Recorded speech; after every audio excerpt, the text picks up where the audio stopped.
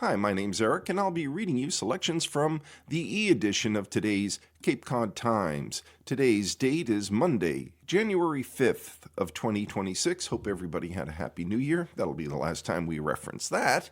And looking, as we usually do, at the weather as we start. Cold today, high of 30. A little snow in the afternoon. Tonight, intermittent snow with flurries, a low of 25. On Tuesday, tomorrow, it'll be cloudy with a high of 38 and a low of 34. On Wednesday, a bit of morning rain, otherwise cloudy. High of 45, a low of 32. Warms up a little bit during the day. Same thing on Thursday. Same thing on Friday, except sunshine on Thursday and Friday. And Friday has a high of 48 and a low of 42. Wednesday and Thursday, highs of 45, lows of 33. The sun will rise at 7:08 a.m. It will set at 4:25 p.m. We'll have 9 hours, 17 minutes of daylight. Now, heading to the front of the paper, where they used to keep the lottery results. They don't anymore because I believe the Cape Cod Times just goes to press too early to give you those latest lottery results. So we go to masslottery.com. And if you ask why do we go to another website to give you lottery results, it's because somebody asked for them. If there's something you would like read to people who are blind or print disabled, you can email us at info@audiblelocalledger.org or call us at 508-539-2030. And if you miss anything that we share in our readings, you can always go to audiblelocalledger.org and click on the Listen tab at the top of the page. It's a fully disability compliant website, and if you do so, All Reads to the Blind is one of our options on that listen page, and we keep 150 of our most current readings there, so you can catch up on anything that you might have missed, and they are kept in basically chronological order day by day and rotate through as the next one adds on. We drop one off the 150 that we have there. We also keep a wide variety of periodicals and literature there for your listening pleasure. At masslottery.com for the numbers game. In the midday drawing of Sunday, January 4th of 2026, the midday results were 7, 5, 6, 5. Again, yesterday's midday drawing of the numbers game, 7, 5, 6, 5. In the evening drawing of Sunday, January 4th, the results were 3, 1, 3, 5 in the numbers game. Again, last night's evening drawing results for the numbers game, 3135. Good luck to all who play. Remember us if you win. The headline above the fold in today's Cape Cod Times front page, eliminating roadway fatalities and injuries. Cape Road, bike path, and sidewalk projects in 2026 focus on safety, by Susan Vaughn. For a relatively small area, Cape Cod has a diverse transportation network that includes 3,800 miles of roads, 115 miles of bicycle pedestrian paths, as well as sidewalks, railways, public transportations, air travel, and marine transportation. Through the Cape Metropolitan Planning Organization, the Cape Cod Commission maintains two primary documents to guide regional transportation investments using federal and state money. Much emphasis is placed on safety in all plans, Commission Deputy Director Stephen Tupper said. He referred also to the Cape Cod Vision Zero Action Plan, completed in 2025, that coordinates well with the pedestrian and bicycle projects. The plan's aimed at eliminating roadway fatalities and serious injuries by 2050, with an interim goal of a 50% reduction in fatalities and serious injuries by 2035. The Cape has had several serious pedestrian and bicycle accidents and fatalities recently. Tupper said a significant number of those occur along Route 28, which is currently undergoing 3 major reconstruction projects and 4 additional projected funded over the next 5 years that will include shared use paths and sidewalks. Sidewalks provide not only pedestrian accommodations, but encourage travelers to walk instead of drive, thereby supporting activity in village centers and local businesses, the Transportation Plan and the Commission's 25-year regional policy plan states. However, significant gaps in the regional sidewalk network exist in many communities across Cape Cod. More than 90% of Cape Cod roadways don't have sidewalks. One current sidewalk project is the Harwich Elementary School Safe Routes to School Improvement Project, funded under the 2026 statewide Transportation Improvement Program for an updated estimate of $3.5 million. The project includes new sidewalks and a shared use path adjacent to the school at 263 South Street from Schoolhouse Drive north to Main Street, and continuing east along Main Street to Harwich Center and south along Sisson Road to Schoolhouse Drive. There will also be accessible curb ramps with crosswalks, limited signage improvements. Another sidewalk in Harwich on Route 28 from Bank Street to Saquatucket Harbor is nearly completed and was instigated for pedestrian safety along the busy highway at the request of local residents. Other sidewalks currently under construction across the Cape include Route 151, Phase 2 in Mashpee, Route 6 in Wellfleet, and a shared-use path on Bierce's Way in Hyannis connecting Route 132 to Route 28. The multi-use paths include the Cape Cod Rail Trail and Extension, Cape Cod Canal bike paths, Shining Sea Bike Path and Extension, and numerous paths in the Cape Cod National Seashore and Nickerson State Park. The shared paths, however, often don't connect with one another, inhibiting bicyclists and pedestrians' abilities to use them to travel throughout the region. A more comprehensive regional path network is envisioned under the Cape Cod Commission's Vision 88 plan for a continuous 88-mile shared-use path stretching from Woods Hole to Bourne to Provincetown that includes connections to villages and key destinations in each community. A number of Vision 88 projects are moving ahead that Cape Cod Commission Transportation Planner David Nolan presented to the Metropolitan Planning Organization on December 15th. That organization is a collaboration of local, regional, state, and federal officials that coordinates transportation projects, ensuring that federal and state funds are allocated effectively. Nolan focused on shared-use paths from Bourne to Provincetown. He displayed maps showing the 115 miles of existing paved shared paths, 10 miles of funded paths, and 43.5 potential miles of connecting paths. The Bourne Rail Trail Phase 1 is a half-mile canal path to Monument Neck Road in the Gray Gables neighborhood that's been fully designed but is currently on hold after trail backers objected to the adjacent rail line. The 5.4 miles of the trail's additional 3 phases that would connect to the Shining Sea Bikeway aren't actively under design.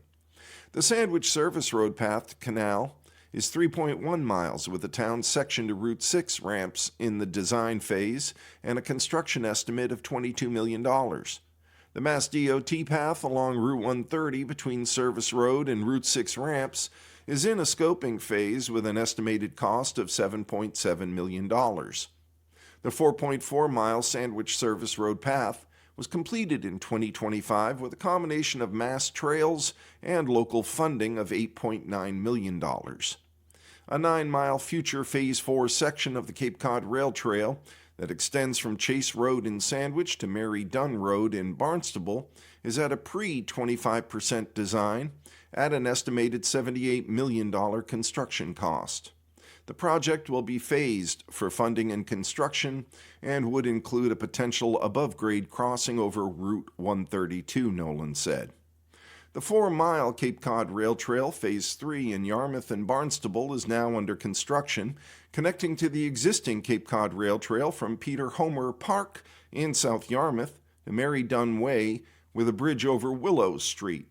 That projected cost is $16.4 million. Mass DOT is leading the design for the 16.5-mile Cape Cod Rail Trail extension from the terminus in Wellfleet to Provincetown through a series of projects on Route 6. A pre-25% design is underway for a 7.4-mile section of the path in Wellfleet-Truro along Route 6. Mass DOT also has initiated the Provincetown to Truro Route 6 shared-use path section, but it's not actively under design. The town of Provincetown is advancing the 1.2-mile project to convert Route 6 from a median-divided 4-lane highway to a 2-way roadway and a shared use path. Construction funding provided through the Transportation Improvement Program in fiscal years 2026 and 2027 is $16.9 million, and that project is at the 100% design phase. The other local story on the Cape Cod Times front page, Sandwich residents saw a rare deer in their backyard, by Desiree Nick-Fargem. And there's a photo of a white-tailed deer called a piebald. I've actually got one right near me here in Marshfield where I sometimes do some readings.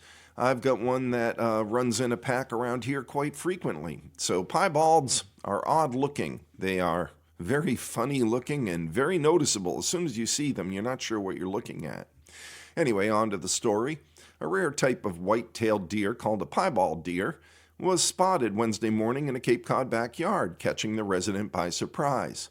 I happened to glance out my kitchen slider to see something white moving down the woody hillside, said Charlene Frederick. She lives in East Sandwich, had never seen a deer with that coloring before. This one wandered her backyard for about 10 minutes. Every so often it looked up and seemed to look straight at me, said Frederick on Wednesday, December 31st. Piebald deer have a recessive gene trait that will change their coloring. It does happen. It's pretty rare, said Zach Mertz, executive director at the Birdsea Cape Wildlife Center, on the phone Wednesday. Both parents must carry the gene in order for the coloring to happen.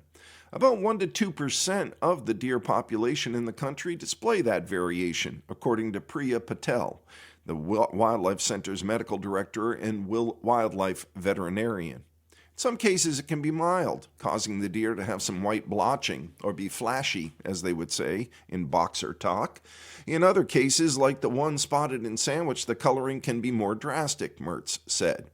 I mean, deer are amazing to observe anyway, but when you get one that's got such a different coloration, it draws a lot more attention, Mertz said. Piebald deer are unique, which is what makes humans appreciate them, Mertz said. But for a prey species, the coloration can be a disadvantage. Some research also shows that piebald deer may have other malformations to the body, such as crooked legs and misshapen paws and jaws, Patel said. We don't see them a lot because it does make surviving a little bit harder for them. Well, actually, now that I think about it, I haven't seen that piebald in a few months. So maybe its coloring wasn't as good around here in Marshfield as it was there on the Cape. The best thing we can do as humans is treat them as any other deer, Mertz said. Observe them at a distance, he said, and to help protect them, discourage feeding, because if it can get the animal friendly with humans, which causes safety concerns, making the animal more susceptible to predators and potentially spreading diseases in some cases. If you see a deer like this, you should consider yourself lucky and appreciate it, but do so in a respectful way, said Mertz. Little bit of information on that West Harwich cottage fire. Area of electrical panel identified by Marianne Bragg. A fire that destroyed a cottage on December 27th on West Depot Street in West Harwich likely started in the kitchen, according to the fire department. The fire appears to have started near the electrical panel in the kitchen, Harwich Fire Chief David LeBlanc said on December 30th. They had some power issues earlier that evening as well. The fire wasn't suspicious, the fire department said. The property at 108 West Depot Street has 3 cottages. The one in the front caught fire early on Saturday, December 27th, drawing several town fire departments to Harwich to help out, the fire department said. 2 people in the cottage were outside when firefighters arrived. After an evaluation, 1 person was taken to Cape Cod Hospital in Hyannis with injuries not considered to be life-threatening.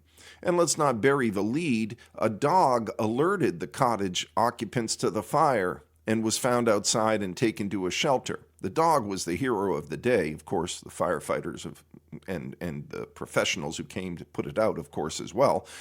But a dog woke them up and got them outside before the fire could go any further into damaging them. The 3 cottages were all built around 1954, according to town records. Bourne police report trend of forcefully kicking residents' doors by Desiree Nick-Farjum. Individuals are kicking the doors of residences and running away in Bourne as part of a viral online trend, according to the Bourne Police Department. Police are warning the community of a nationwide trend where individuals forcefully kick the door of a residence and then run away, in some cases filming themselves and the residents' response, according to a December 29th Bourne Police Facebook post. Our message to you, don't. Just don't, in capital letters, Bourne Police wrote in the post. There have been at least 5 calls to police since November. In one case, a door was forcefully opened, according to the post.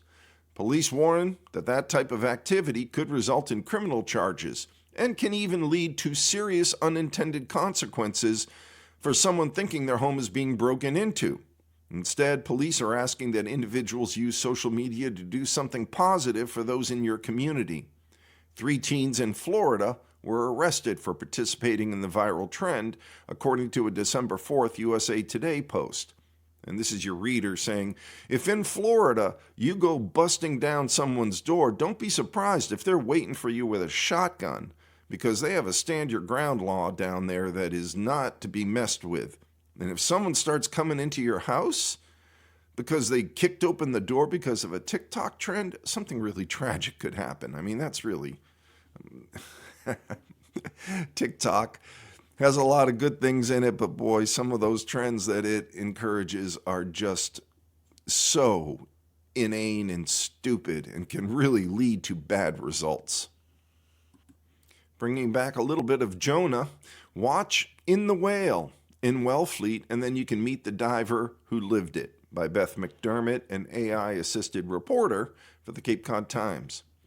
The Wellfleet Adult Community Center will host a screening of the documentary In the Whale from 11:30 a.m. to 1:30 p.m. on January 6th. The event will take place at the center, which is at 715 Old Kings Highway in Wellfleet, according to a community announcement. The film features Wellfleet resident Michael Packard, who survived after a humpback whale accidentally scooped him into its mouth while he was lobster diving off Provincetown in 2021. Packard was released with only minor injuries, and the story gained worldwide fame. In the Whale delves into more than just the incident. It explores Packard's lifelong connection to Cape Cod, his career as a diver, and the aftermath of his worldwide fame. Attendees will have the opportunity to participate in a live Q&A session with Packard following the screening. Those interested in attending are encouraged to RSVP by calling 774-801-8119. Again, you want to go to that and listen to it, I guess, and listen to what he has to say. Kind of an unbelievable story. 774-801-8119. The story was created by reporter Beth McDermott with the assistance of artificial intelligence known as AI. Journalists were involved in every step of the information gathering, the review, editing, and publishing process. The other story in the Cape and Islands section, as we keep it local, Times Photographer's View from the Backyard into the New Year by Steve Heslip. The final days of December are a seesaw ride, up in the sky looking ahead to 2026, and then back on the ground remembering the roller coaster trip of 2025. There are pages of predictions for the next 365 days and plenty of reviews looking back at the state of the world. There were plenty of memorable photo moments traveling across the Cape and Islands last year, but closer to home, a lot was going on in my backyard. Plenty of wildlife action, flora, and fauna. The one theme running through all 12 months trying to stay ahead of our woodland friends. The neighborhood is on a deer superhighway where they stop daily to graze at whatever tasty buds are in season. The rabbit population was up this year even as a red fox would make daily jaunts right down our street. Despite all attempts, the groundhog was a frequent vegetable garden visitor, always patiently waiting for the crops to mature. The season's yellow bean crop was ready for a first harvest when the portly fellow mowed through the entire 3 rows of plants. I can only hope when he pops out to look for his shadow on February 2nd that the fox family is nearby. The tunneling chipmunks vandalized all manners of plantings, never actually eating anything, just a bite here and there to ruin a ripe tomato or flower about to bloom, and then mocking me with chatter as I chase them away. But at least they hibernate. Then there are the squirrels, testing my patience year-round, and they come in two colors. The gray squirrels rule the yard. The red ones are thankfully rare and have only one thing in mind: chewing through my soffit vents to make my home theirs, so far unsuccessfully. The common gray squirrels are provided with endless supplies of acorns from the backyard oaks, but still they enjoy burrowing into the patio pumpkins, digging up plantings of fall bulbs and diving onto the bird feeder. A feeder upgrade finally brought a truce. The birds have a weight-activated feeding station, the squirrel a tray to graze on whatever falls out. Watching them both share food in a common space perhaps offers the world a solution to settle down. A bit more sharing and tolerance goes a long way, no matter how different we are.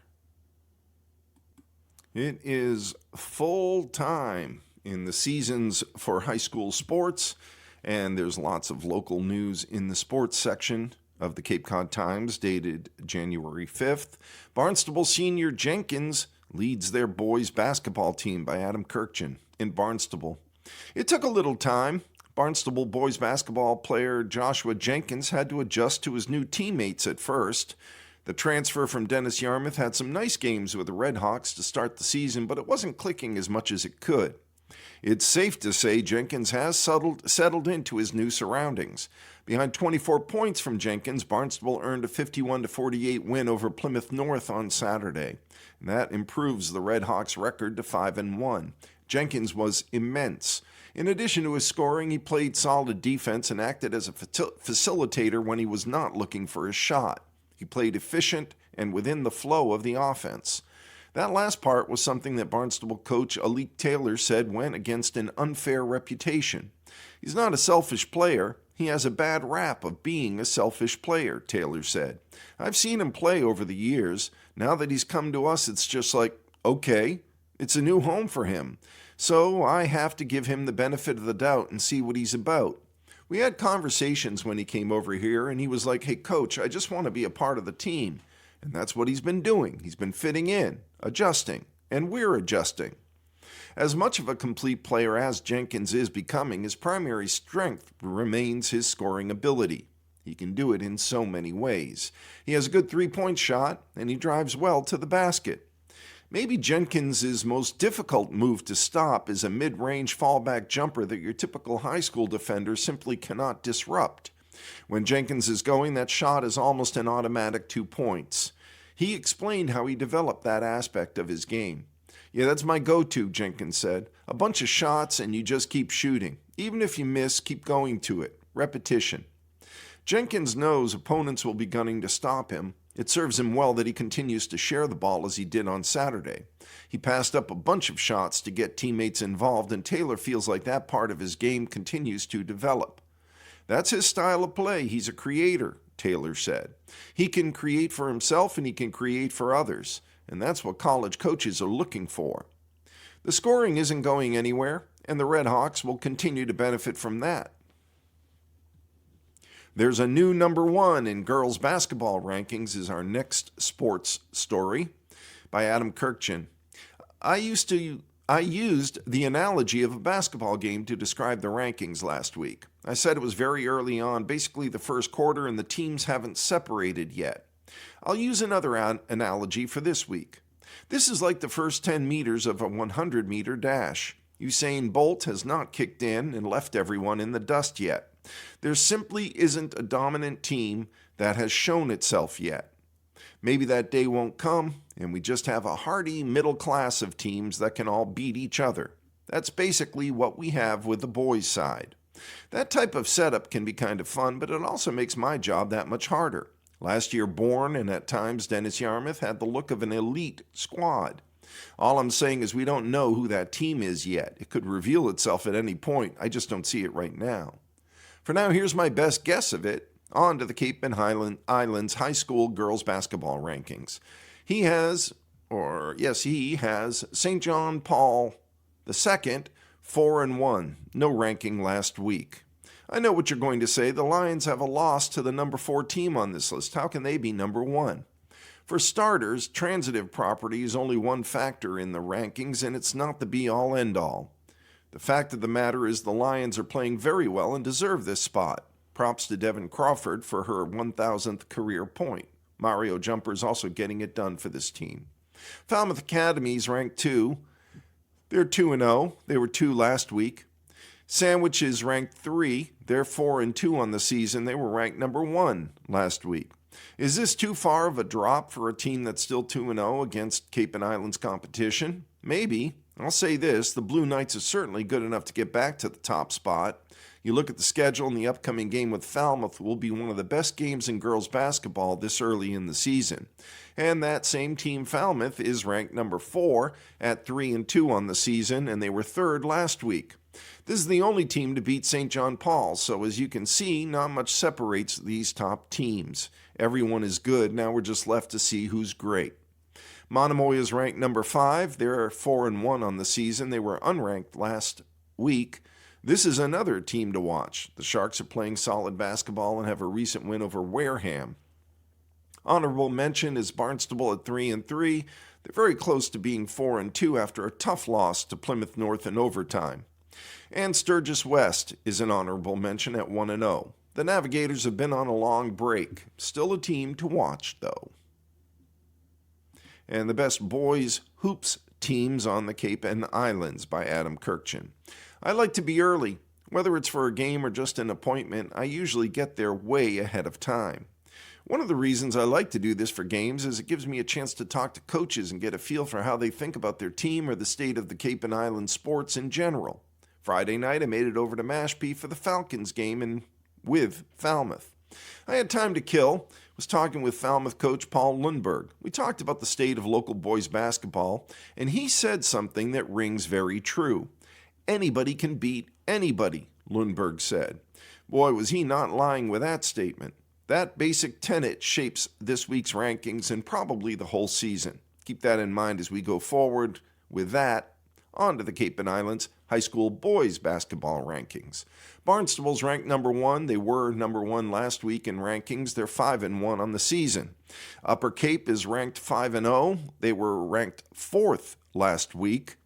They are number 2 here. Mashpee's ranked number 3. They were unranked last week. They are 3-3 on the season. Falmouth is 3-1. They were ranked number 2 last week. They are number 4 now. His explanation, I'm not going to bail on the Clippers just for losing to Mashpee. Look at what this team has, and the Clippers could just as easily land in the number 1 spot. Martha's Vineyard is number 5 at 4-1. The Vineyarders have kind of sneaked up on me. When they lost their opener to Nantucket, I put them on the back burner. The teams roared back with 4 straight victories. Honorable mention is Nantucket at 3-2. Don't forget about those Whalers. They'll bounce back and be in the top 5 in no time. Nauset is ranked 3-3 as an honorable mention. The 1-point loss to Barnstable is very anybody can beat anybody. This team keeps playing well. St. John Paul II is 4-2. They're another quality team and will continue to get better.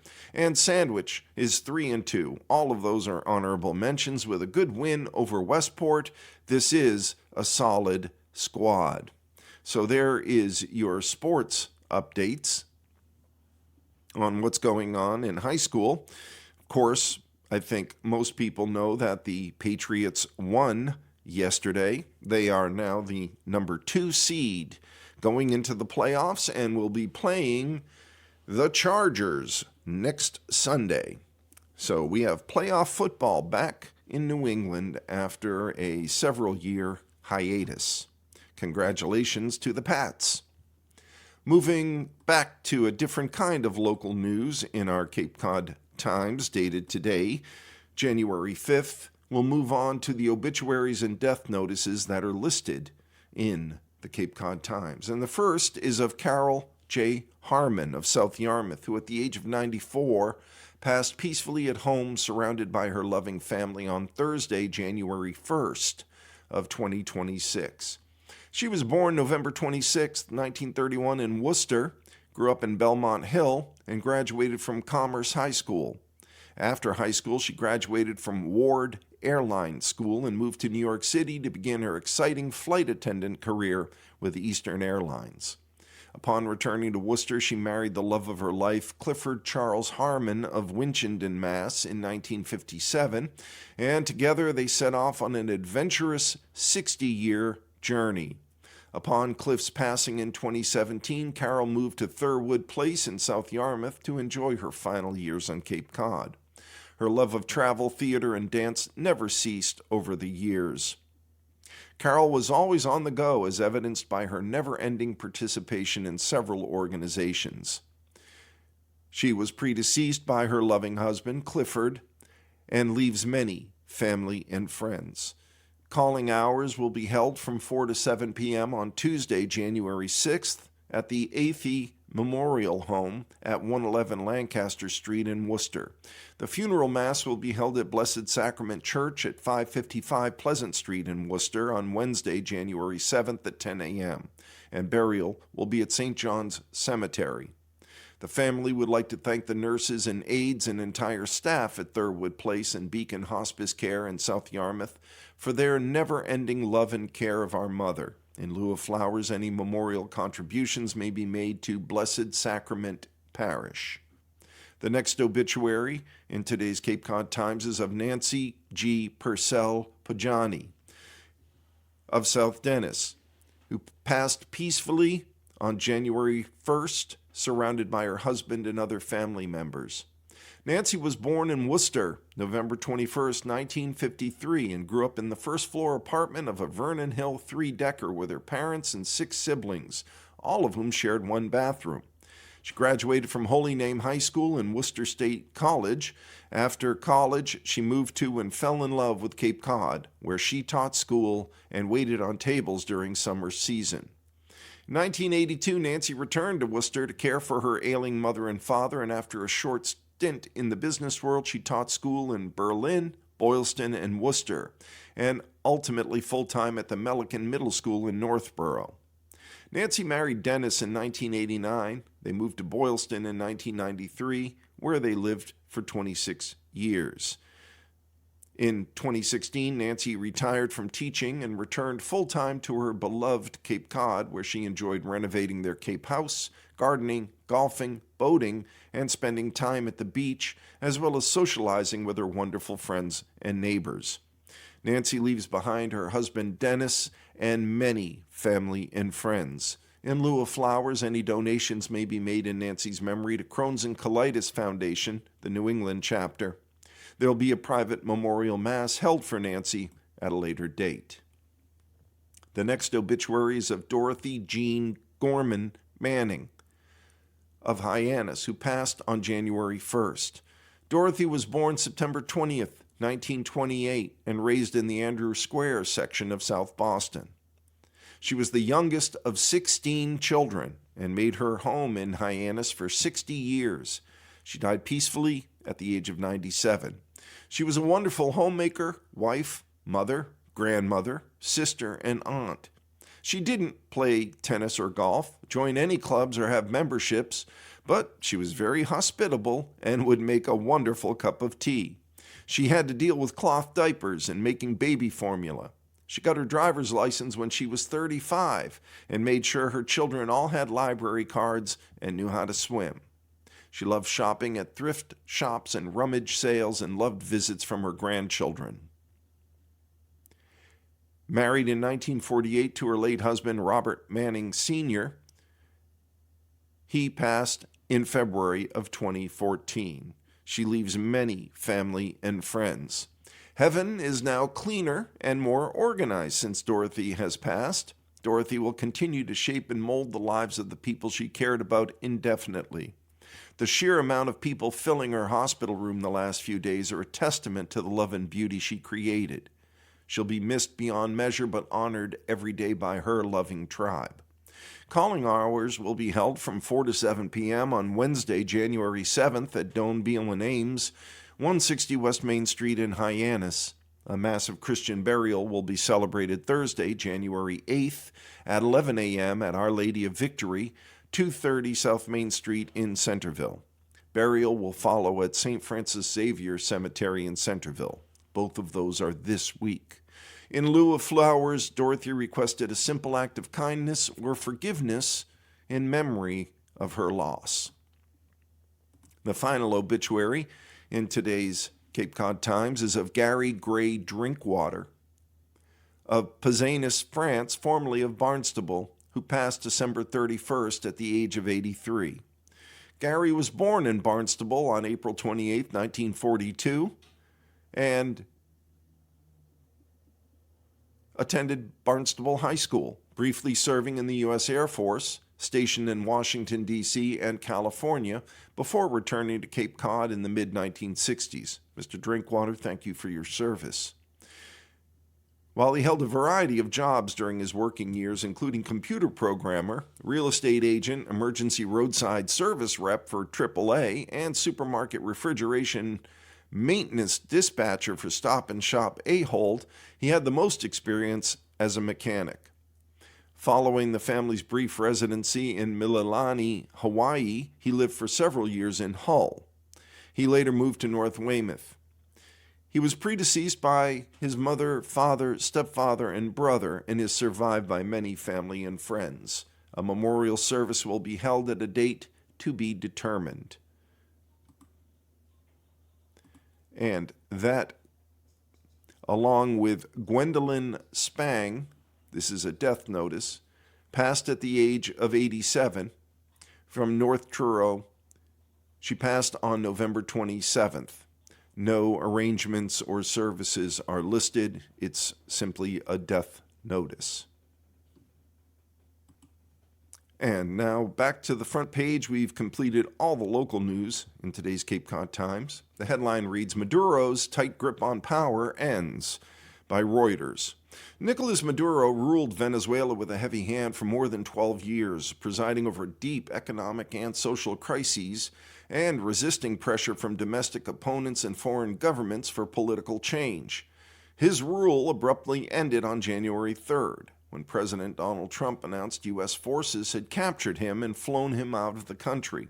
Trump said later the United States would run Venezuela with a group, adding, this would be until such time as we can do a safe, proper, and judicious transition.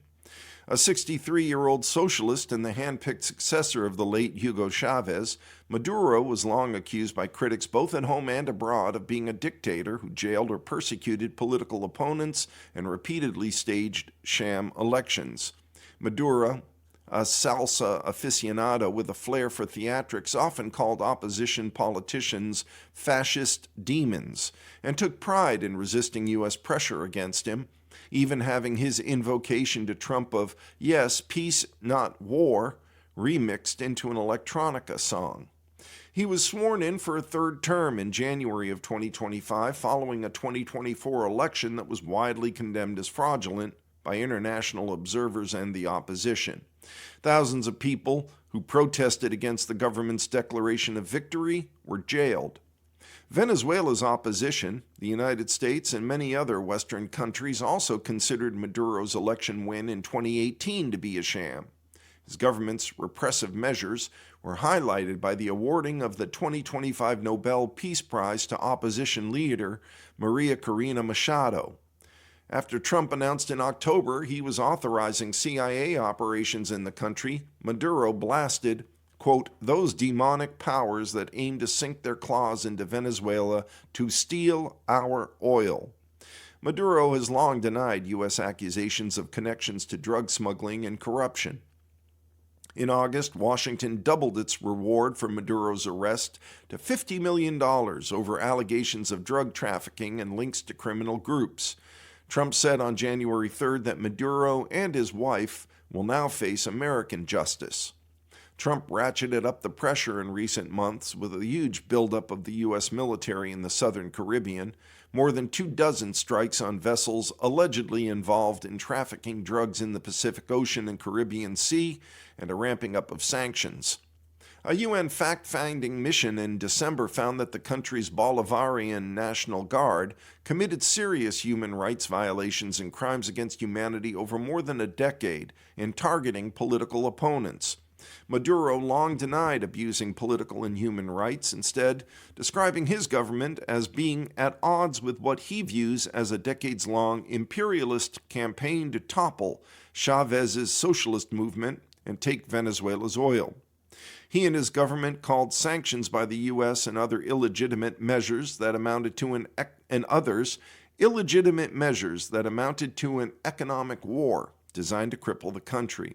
His supporters hailed him as a hero who stood up to Washington in the tradition of Cuba's Fidel Castro. Protesters led months of demonstrations in 2017 against Maduro's government, a period marked by accusations of torture, arbitrary arrests, and abuse by security forces. Those protests left 125 people dead. Dozens more died during protests after Maduro's inauguration to his second term in 2019. After the 2024 election, the UN found that Maduro's government escalated repressive tactics to crush peaceful protests, with over 24 dead and 2,400 arrests. Maduro's rule was marked by an extended economic collapse in the once relatively affluent nation that prompted an exodus of some 7.7 million migrants. Almost 82% of Venezuelans live in poverty, with 53% in extreme poverty, unable to buy even basic foodstuffs, a UN special report said in 2024 after visiting the country. Maduro was born into a working-class family on November 23, 1962, the son of a trade union leader. He worked as a bus driver during the time Chávez, then an army officer, led a failed coup attempt in 1992. He agitated for Chávez to be released from prison and backed his fervent leftist agenda in an era when socialism was well out of favor. After Chávez's 1998 election, Maduro won a seat in the legislature and spent years championing his mentor's self-styled revolution against U.S. intervention in Latin America. Adversaries took swipes at Maduro's working-class roots and portrayed him as a buffoonish cretin who did little more than slavishly repeat Chávez's bombast. But the criticism made little dent in his rise. He became president of the National Assembly and later foreign minister. In that role, he crisscrossed the globe to help build alliances with other developing countries through oil-financed assistance programs. Maduro was narrowly elected president after Chávez died from cancer in 2013, but there was a gaping chasm between his own appeal and the legendary charisma of his predecessor. His rule was quickly plagued by bread lines and product shortages that smacked of Soviet-era collapse, largely due to his unwillingness to unwind lavish Chávez-era subsidies that were unsustainable after the oil boom came to an end. As inflation soared in 2013, Maduro sent troops to occupy shops that sold home appliances and forced them to sell off their wares at fire sale prices, helping fuel his popularity in the run-up to a nationwide election for mayors. In 2018, militants attempted to assassinate him by sending explosive-laden drones over the top of a rally he was addressing on a Caracas avenue, leading him to reduce his spontaneous public appearances and limit live broadcasts of public events. Throughout his career, Maduro was often flanked by his wife, Cilia Flores, who held numerous high-ranking positions including Attorney General and Chief of Parliament, and was often seen as a power broker with as much influence as her spouse. Trump said on January 3rd that Flores was also captured and flown out of the country. The final story on the front page of Cape Cod Times' dated edition of January 5th. Trump stops to shop for marble, by Joey Garrison of USA Today in Washington. 2 days into 2026, President Donald Trump and his motorcade made a surprise pit stop to find just the right marble for his White House ballroom. Trump, who was staying at his Mar-a-Lago resort in Florida for the holidays, stopped on January 2nd at Arc Stone and Tile in Lake Worth Beach, Florida, where Trump, at his own expense, purchased marble and onyx for the ballroom, according to a White House official.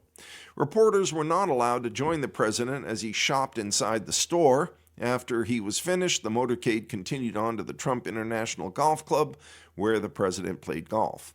It's not the first time Trump has shopped at Arc Stone and Tile, a wholesale stone supplier located about 6 miles from Mar-a-Lago. According to the company's website, Arc Stone and Tile in 2004 supplied marble from Brescia, Italy for the ballroom floor at Mar-a-Lago.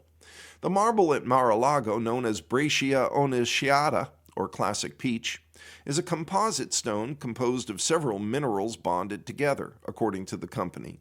The Brescia Damascata was his choice for the new ballroom that he has just built on the premises back in 2004, the website says. Of course, no ordinary format would suffice. Early site excavation and other construction work for Trump's 90,000 square foot White House ballroom, which has been challenged in court by historic preservationists, is underway. The White House's East Wing was quickly demolished in October 2025 to make way for the addition. It wasn't immediately clear what type of marble Trump purchased for the White House ballroom. Attempts to reach Arc Stone and Tile by phone were unsuccessful. The company's voicemail said the store was closed for winter break and would reopen today, January 5th. Trump wants the ballroom finished before the end of his term in January 2029.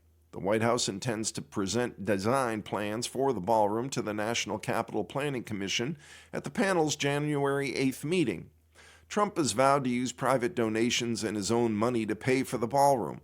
We're under budget and ahead of schedule, Trump said on December 29th of a project he now says will cost $400 million, significantly more than the $250 million he initially projected.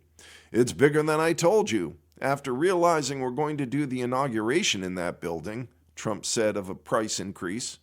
Trump has said the ballroom, which will have the capacity of 999 people, is needed to hold large White House events currently that take place outdoors or in the much smaller East Room.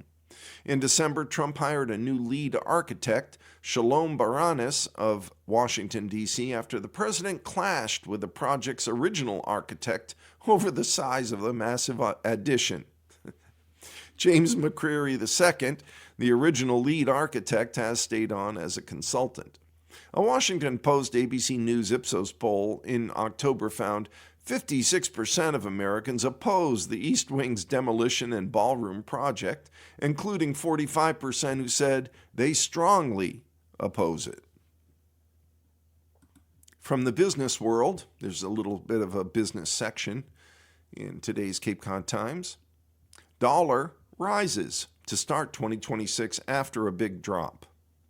Coming data likely to dictate currency moves.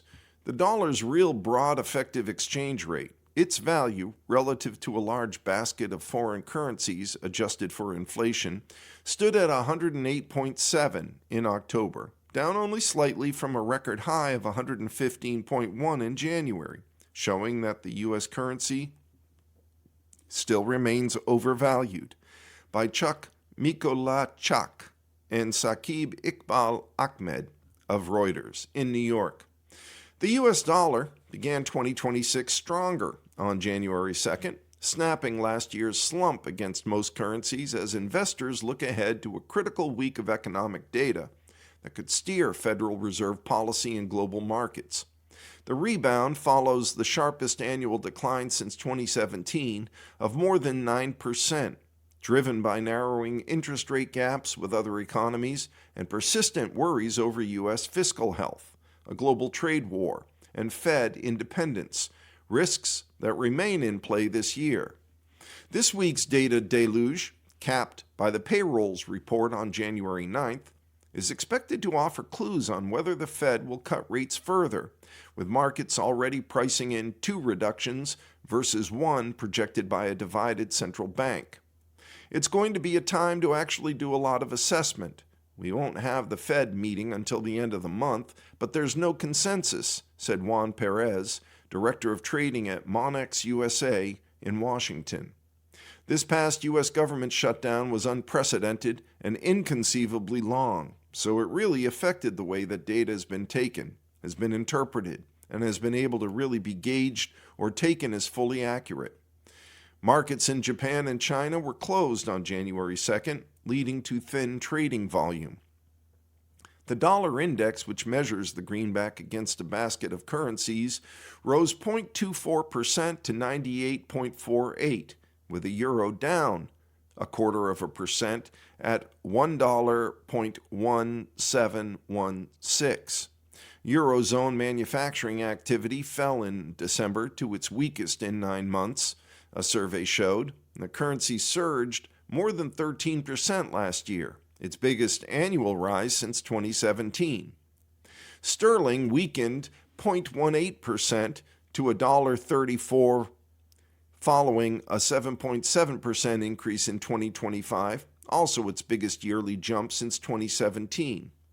Investors will also be eyeing whom U.S. President Donald Trump chooses to be the next Fed chair, as the term of current head Jerome Powell ends in May. Trump said he would make his Fed chair pick this month, and many market participants expect Trump's pick to be a proponent of more rate cuts, as the president has repeatedly criticized Powell and the Fed for not reducing borrowing costs at a faster pace and a larger magnitude. Traders are fully pricing in 2 cuts this year compared to 1 projected by a currently divided Fed board.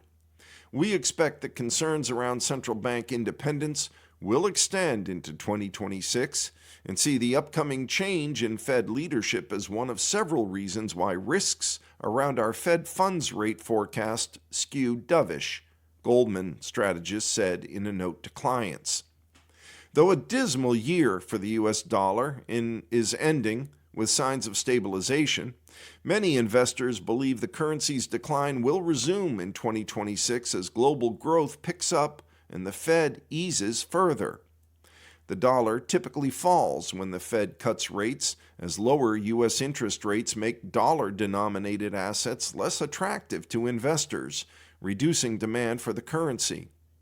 The reality is we still do have an overvalued U.S. dollar from a fundamental standpoint, Carl Shimada, chief market strategist at global corporate payments company Corpay, said. Getting the dollar's trajectory right is important for investors, given the currency's central role in global finance. A weaker dollar boosts U.S. multinational earnings by increasing the value of overseas revenues when converted back to dollars, even as it enhances the attractiveness of international markets by providing an FX boost beyond the underlying asset performance. Despite the dollar's rebound in recent months, the dollar index is up 2% from its September low, FX strategists have largely maintained forecasts for a weaker dollar in 2026. A Reuters survey conducted from November to December 3rd showed. The dollar's real broad effective exchange rate, its value relative to a large basket of foreign currencies adjusted for inflation, stood at 108.7 in October. That's down only slightly from a record high of 115.1 in January, showing that the U.S. currency still remains overvalued, according to the Bank for International Settlements data. Expectations for dollar weakness hinge on converging global growth rates, with the U.S. advantage expected to narrow as other major economies gain momentum. I think what's different is that the rest of the world is just going to grow more this year, said Anojit Sarin, portfolio manager at Brandywine Global. Germany's fiscal stimulus, China's policy support, and improved growth trajectories in the Eurozone are expected to reduce the U.S. growth premium that supported the dollar in recent years, investors said. When the rest of the world is starting to look better in terms of growth, that's favorable for the dollar to continue to weaken, Paresh Upadhyaya, director of fixed income and currency strategy at Amundi, the biggest European asset manager, said. Even investors who believe the worst of the dollar's decline is over say any major hit to U.S. growth could weigh on the currency. If you see any weakness at any point this year, that could probably be bad for markets, but that could definitely affect the dollar too, said Jack Hare, investment analyst at mutual fund company Guidestone Funds, who doesn't foresee major further dollar depreciation as his base case for 2026. Longer-term views for dollar weakness notwithstanding, a near-term rebound for the dollar is not to be ruled out, investors cautioned. Continued investor enthusiasm around artificial intelligence and the resulting capital flows into U.S. equities could provide near-term support for the dollar. And a big change at Berkshire Hathaway as they enter the post-Buffett era. Abel takes over the top job from Oracle of Omaha by Niket Nishant and Manya Saini of Reuters. Berkshire Hathaway's post-Buffett era began quietly on January 2nd as shares slipped slightly after the Oracle of Omaha handed Greg Abel, A-B-E-L, the top job following 6 decades at the helm. The conglomerate must now protect its record without its chief architect, who remade modern investing and transformed the company from a struggling textile business into an investment giant worth more than $1 trillion. It's hard to imagine that there will be the same cult following, said Brian Jacobson, chief economic strategist at Annex Wealth Management. Known for a long-term strategy and a focus on buying high-quality businesses at reasonable prices, Warren Buffett delivered steady gains that outpaced broader markets and made him a trusted steward of capital. But Buffett's longtime lieutenant, Abel, takes over at a sensitive time for the company. Berkshire shares underperformed the benchmark S&P 500 index in 2025, and Buffett has said that it's difficult to find an acquisition capable of moving the needle for the conglomerate. Berkshire has been whittling down its stake in long-time holdings such as Apple and Bank of America, while building a record cash pile that's worried some investors. Still, Abel, 63 years old, inherits one of corporate America's biggest war chests. The company held $381.7 billion in cash and equivalents as of September 30th. While leadership changes can be difficult, and Buffett's name has been deeply tied to Berkshire, he has prepared the company for this transition, Jacobson said. Abel joined Berkshire in 2000 after it acquired MidAmerican Energy, now known as Berkshire Hathaway Energy. He has served as vice chairman overseeing Berkshire's non-insurance businesses since 2018. The company's Class B shares, which trade at a more accessible price point, edged 1.4% lower to $495.48 in New York on January 2nd. Class A shares dipped 1.6% to $743,020. Wall Street's main indexes, meanwhile, rose on January 2nd. The Oracle of Omaha's exit as CEO can be a psychological tripwire, said Michael Ashley Schulman, partner and chief investment officer at Running Point Capital Advisors. Berkshire is often viewed as the market's safe, reliable choice. While it tends to lag when investors are rushing into higher-risk bets, it seems like a wiser hold when market sentiment becomes more cautious, Schulman added. Berkshire Hathaway owns a sprawling collection of businesses, including insurer Geico, BNSF Railway, dozens of manufacturing and energy operations, and consumer brands such as Dairy Queen, Fruit of the Loom, and See's Candies.